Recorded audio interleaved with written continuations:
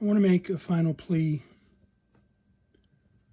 to my estranged wife, who, in truth, I still love. It's hard to say that this is anything more than, or anything different than love, because I'm getting nothing from this. Matter of fact, making this video could be more detrimental to me than helpful. But I love her enough, and I will not name names here, but I love her enough to make this video with just my thoughts, in hopes that maybe the spirit of the woman that I married, the spirit of the woman who got baptized with me at the church, might hear this.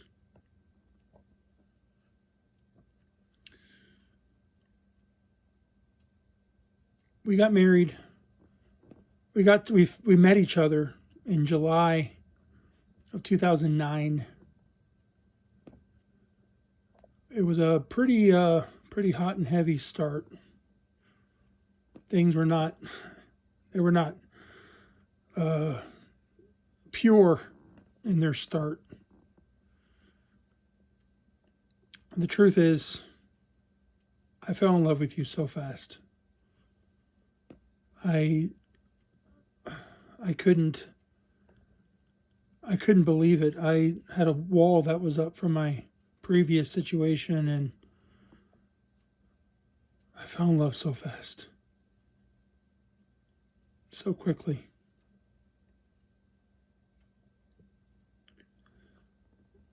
We got married in June 2011. We already had a kid at that point. Like I said, it wasn't pure. But we had a kid who we love very, very much. We didn't know at the time we had another kid on the way. We had been living together since February of 2010. And the truth is, we've been together now for, technically, 16 years.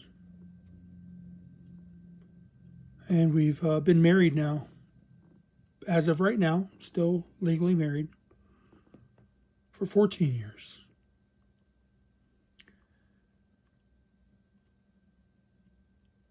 And it's hard to believe.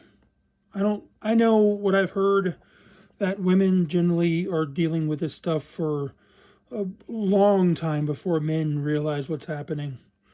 I've heard it all. I know.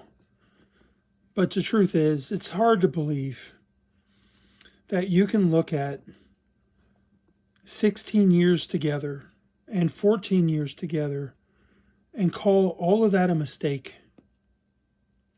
Call having 7 living, beautiful children together part of that mistake. Having probably, I don't know, from what I understand, 3 or 4 babies that didn't make it, that didn't ever get born, calling those a mistake.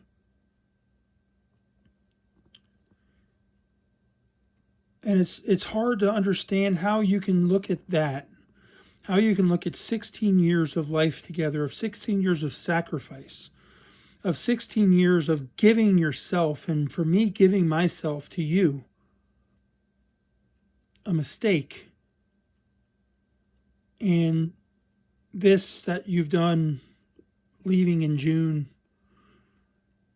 being gone, really this separation that we've had, that's really started at the end of January, at least in my purview. I mean, maybe you were separated in your mind before that, but maybe even a couple of years. The truth is, to call that what's the right thing to do, while calling all those years that we had previous to that a mistake. So hard to believe and so hard to understand.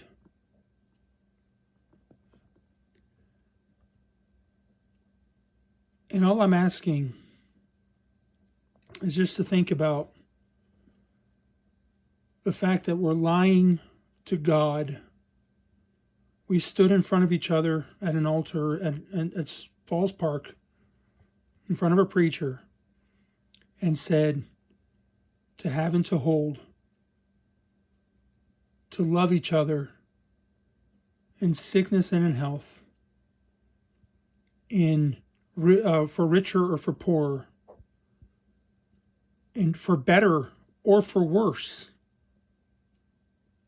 Until when? Till death. Till death do us part. We made a commitment to be together no matter what the circumstances were. Until death. Until the day we had no breath left in our body. And to not hold up that commitment, we made a vow not only to each other but to God. With 2 children, by the way, one of your children that you had before we met, and our first child standing right there. We made a vow to God. And you're more willing to lie to God, to lie to me, to destroy your own name, because it's a vow, it's a promise that's made, and our name is only as good as our word.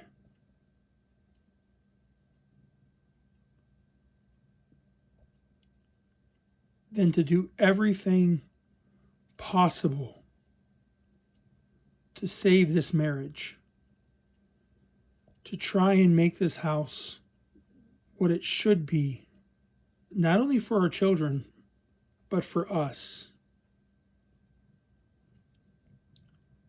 God, seriously, if you look in the Bible, God is clear that marriage is his sanctuary. It's he sanctified marriage. I can show multiple places where marriage is a sanctified thing. You know who hates marriage? The one who hates everything God touches, everything God created, and that is the devil, Satan, Lucifer, whatever you want to call him. He hates marriage, and he is fighting tooth and nail to destroy every marriage that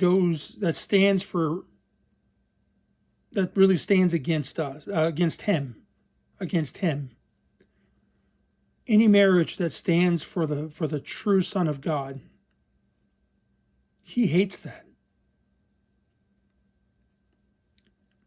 And I would be more than happy for you to show me in the Bible where I'm wrong. So I'm going to make this one last plea. Let's not throw this thing away. Let's not throw it away like a piece of trash. Like it's some big mistake that was made. Like it didn't matter. Like it was all nothing. Let's not take 16 years of our sacrifice and our life and throw it away for whatever's going on. I don't know if you're just with your parents. I don't know if there's another guy involved. And honestly, it doesn't matter. God knows. God knows. And if you don't think he does, he does.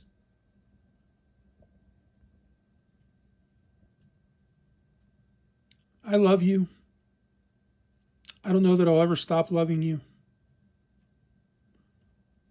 1 Corinthians 13 says that love never fails. Charity that never fails. It's like a higher form of love.